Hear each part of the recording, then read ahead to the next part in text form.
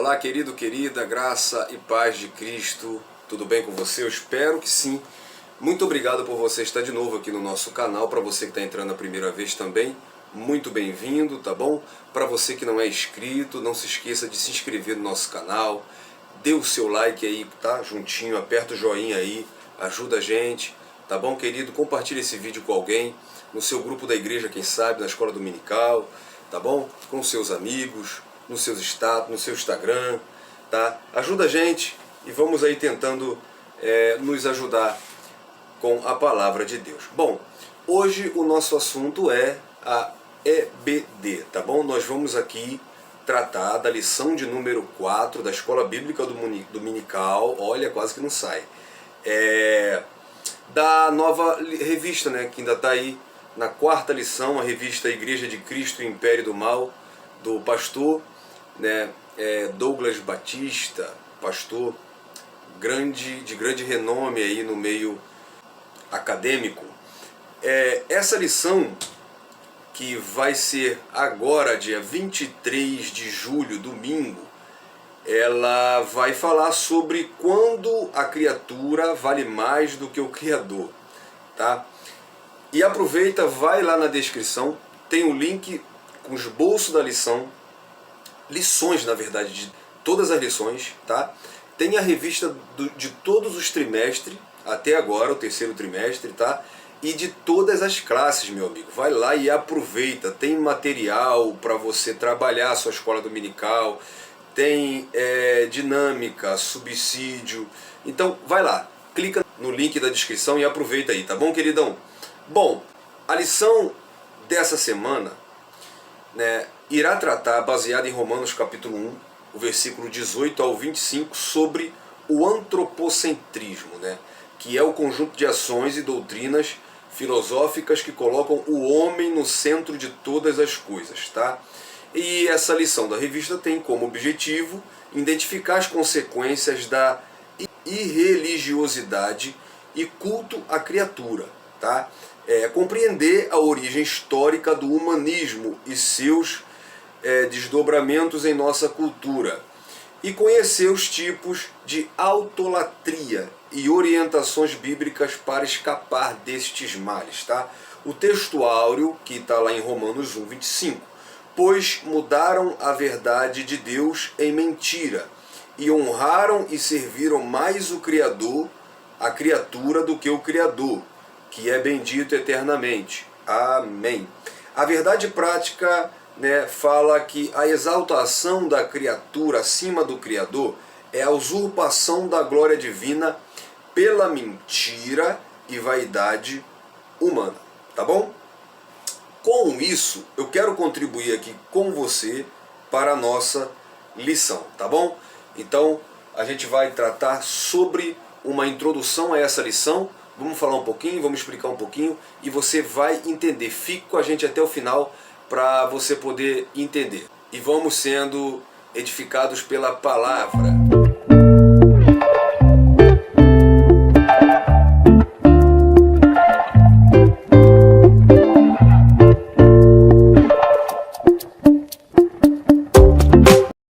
Pois é, meus irmãos, eu já falei aqui com vocês sobre a lição da revista da Escola Dominical do 3º trimestre da CPAD.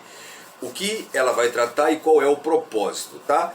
Dentro disso eu quero contribuir com essa lição aqui com você, explicando um pouco sobre esse conceito de antropocentrismo, tá? Vamos ver a definição de idolatria e de autolatria, tá bom?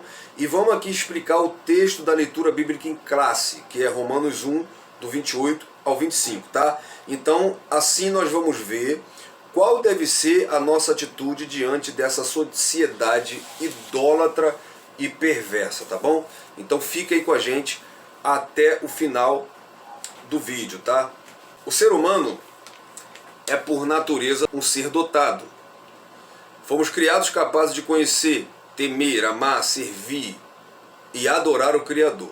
Porém, desde a queda, o ser humano tem se afastado de Deus e tem honrado e adorado mais a criatura do que Deus, o verdadeiro, tá? Que é criador de todas as coisas. Então nós vamos ver aqui o que significa autolatria, idolatria, tá? E dentro disso nós vamos ver o que o texto da leitura bíblica em classe de Romanos 1, do 18 ao 25, nos ensina e como nós podemos aí nos livrar desse tipo de atitudes, de conceitos filosóficos humanos e antropocêntricos. Então, o que significa? Qual é a definição da palavra autolatria e idolatria, tá bom? Vamos começar por idolatria. A idolatria é um termo que deriva-se do grego, tá? Eidololatreia. E teologicamente a idolatria pode ser considerada também o amor excessivo por uma pessoa ou objeto, tá?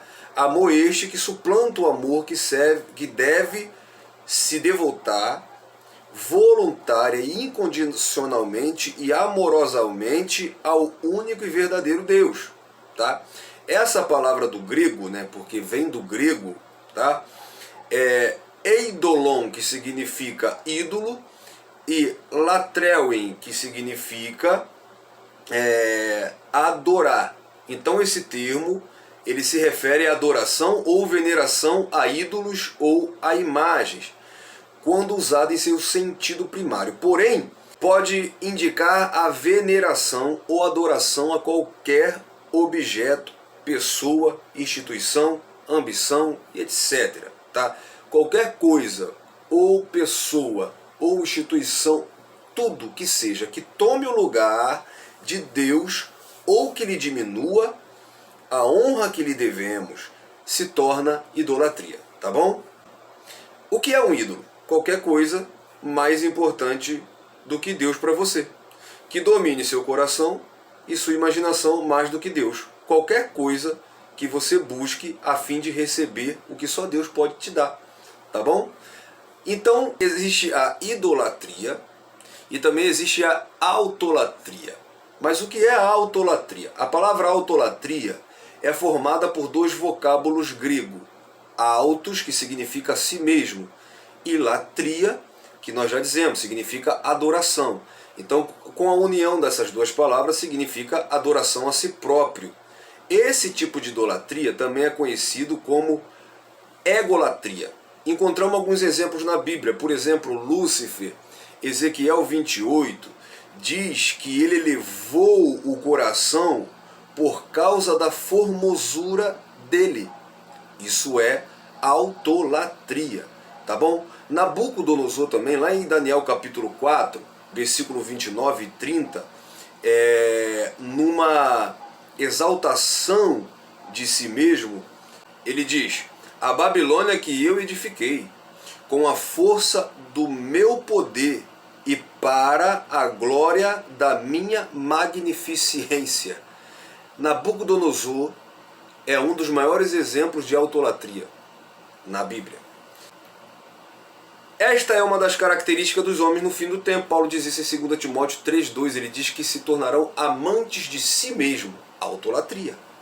Tá bom? Ao se manifestar no meio familiar, os pais ou filhos afetados por esse ídolo, porque é um ídolo, é uma adoração, promoverão a desentregação familiar. Haja vista que o mesmo, né, ou mesmos, só pensarão em si e nunca na unidade familiar. Então isso é perigoso e é preciso ser combatido, tá? Então, vendo que é idolatria e autolatria, vamos ver aqui então a idolatria e depravação da humanidade, tá? Em Romanos 1, do 18, a revista para no 25, o apóstolo descreve acerca da idolatria e imoralidade dos gentios. Apesar de se tratar de um texto escrito há milênios, podemos perceber claramente a atualidade desse texto, como veremos a seguir. Então vamos ver aqui pausadamente a Epístola de Paulo aos Romanos, capítulo 1. Ele começa dizendo assim, ó: do céu se manifestará a ira de Deus sobre toda a impiedade e injustiça dos homens. Romanos 1, 18. Essa é a leitura bíblica em classe e da lição de número 4. Tá? A palavra grega para ira que Paulo traz aqui é org, que aparece 12 vezes em Romanos. A ira de Deus não pode ser confundida com a ira humana, que é fruto de natureza caída e pecaminosa. A ira de Deus é contra toda impiedade e injustiça dos homens, ou seja, sobre o pecado. Como Paulo diz aos Colossenses capítulo 3, versículo 6. Paulo fala que de uma lista de pecados e diz que por causa dessas coisas vem a ira de Deus. Então a ira de Deus é contra o pecado. O termo impiedade, neste texto, diz a respeito ao descanso que o homem faz de Deus, com o descaso que o homem faz de Deus, ou seja, viver como se Deus não existisse. Tá? Já a palavra injustiça fala da conduta pecaminosa humana. Tá? Dessa maneira, a raça humana, por rejeitar a Deus, vive na prática da injustiça. Tá? Aí Paulo continua o versículo e diz: porquanto o que de Deus se pode conhecer, neles se manifesta, porque lhe o manifestou, no versículo 19. Paulo ele deixa bem claro que a humanidade se afastou do Criador, mas não pelo fato de que ele tenha se manifestado, ou seja, se revelado, mas por livre e espontânea vontade. O Salmo 19, por exemplo, apresenta ao menos duas provas da existência de Deus.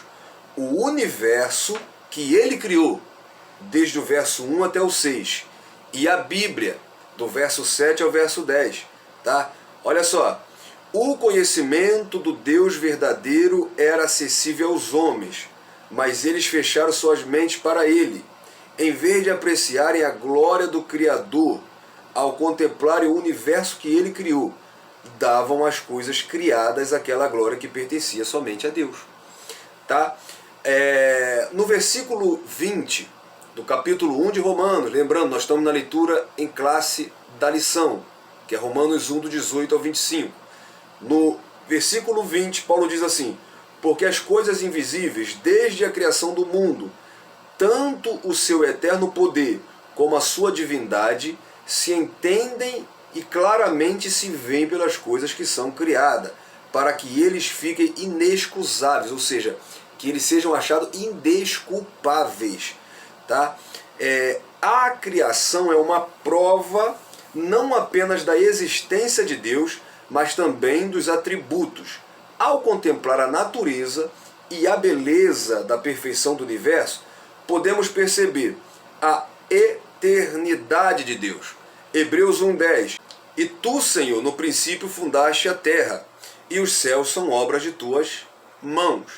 Então nós vemos a eternidade. Nós vemos a onipotência de Deus. Salmos 148, verso 5.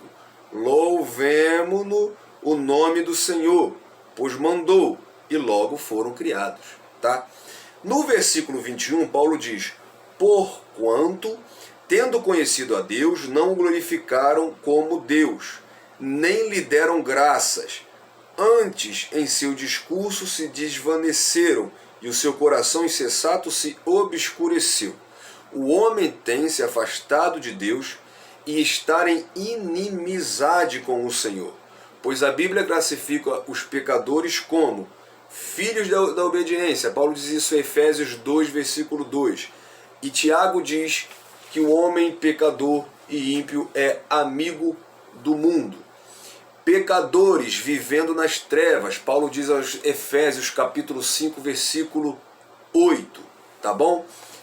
O texto sagrado apresenta o homem em inimizade constante com Deus, mas em Cristo essa inimizade é desfeita. Romanos 5:10. Porque se nós, sendo inimigos, fomos reconciliados com Deus pela morte do seu Filho, muito mais, tendo sido já reconciliados, seremos salvos pela sua vida. Tá bom? Aí Paulo continua, versículo 23. Dizendo-se sábios, tornaram-se loucos, e mudaram a glória do Deus incorruptível em semelhança da imagem de homem corruptível, e de aves, e de quadrúpedes, e de répteis. A palavra de Deus nos revela que quem oferece sacrifício a ídolos, oferece a demônios. Em Levítico 17, versículo 7, Deuteronômio 32, 17, segundo Crônicas 11, 15, fala isso bem claramente.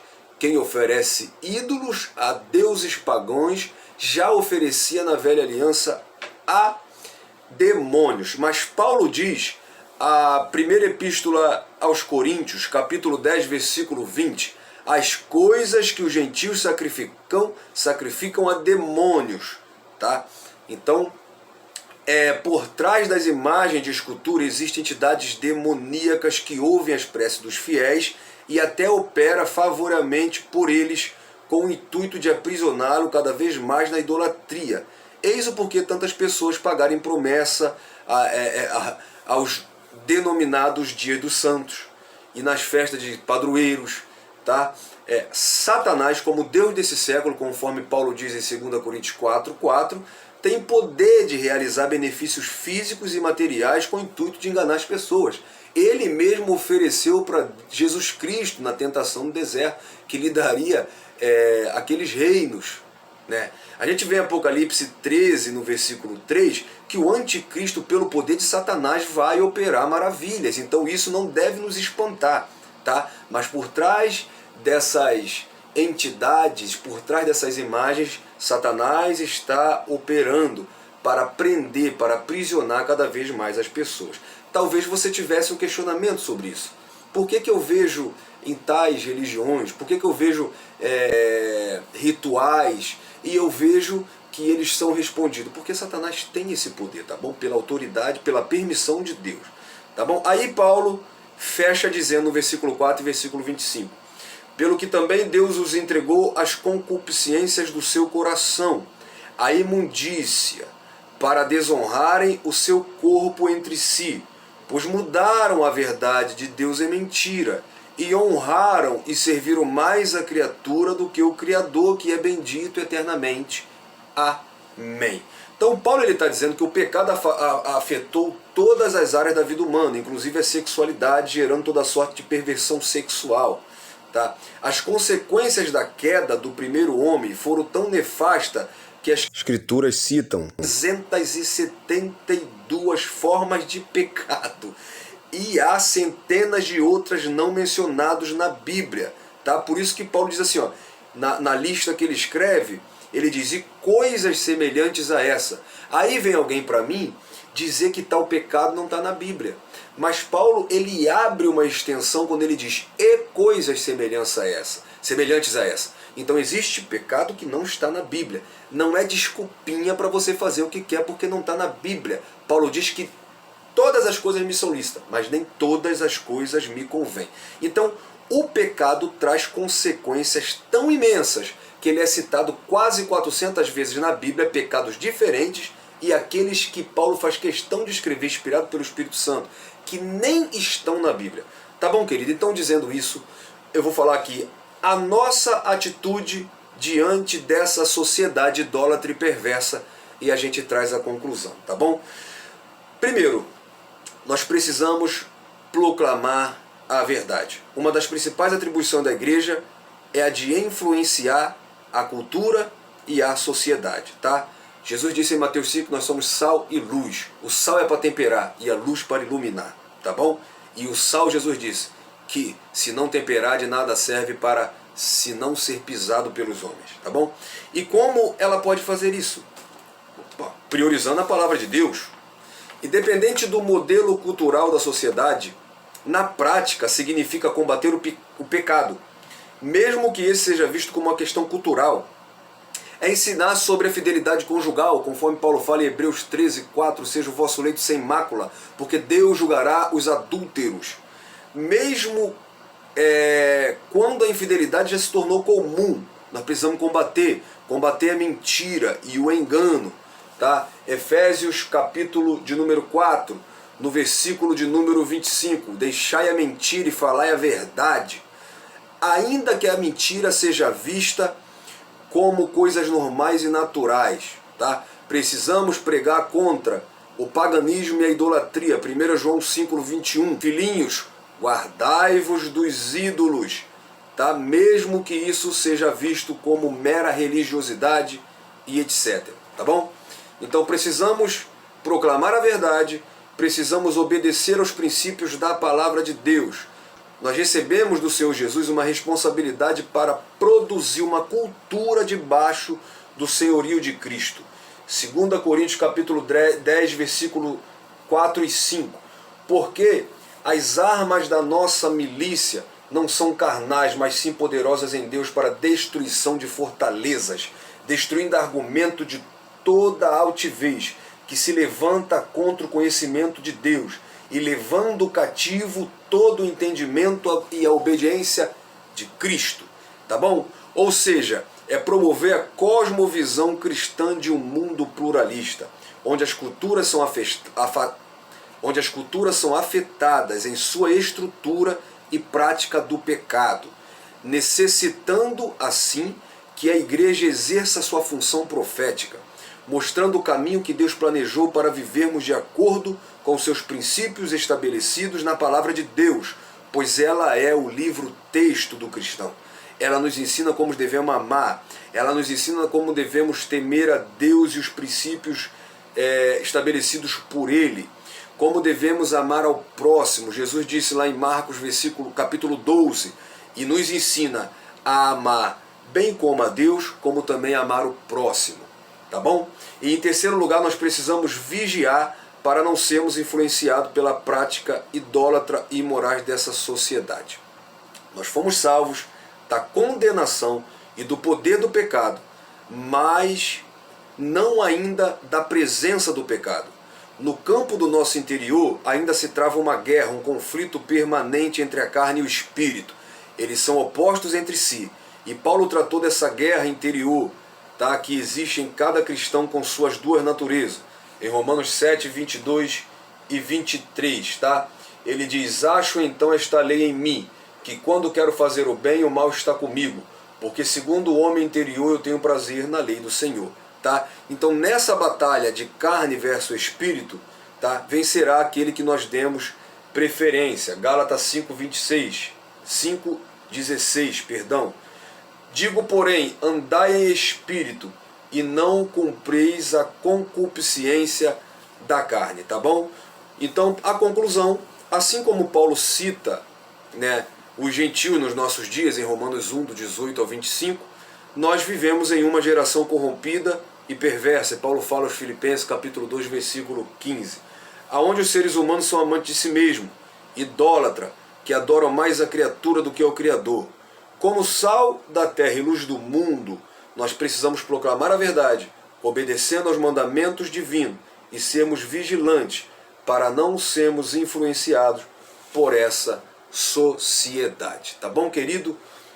Pegue sua revista, pegue essa introdução, junte com o seu conhecimento, busque mais fontes e cai para dentro da Escola Bíblica Dominical. Eu espero ter te ajudado, tá bom, meu amado? Fique na paz, meu irmão, minha irmã. Deus lhe abençoe. Até o próximo vídeo. Um abraço.